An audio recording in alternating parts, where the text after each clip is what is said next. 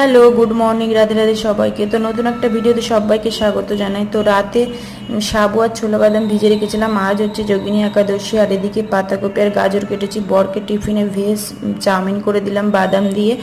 আর তারপর বর উঠে গেছে, চা করে নিয়ে যাচ্ছে, আর আমি খাচ্ছি গরম জল, যেহেতু আমি ভাত খেতে দেবো না আজকে একাদশী, আর আমিও তো খাবো না। আর এদিকে বর রেডি হয়ে গেছে, তারপর আমি আম, সাবু, চিনি, দুধ টুধ দিয়ে মানে এটা খেয়ে যাবে করে দিচ্ছি। আর টিফিনটা প্যাক করে দিলাম।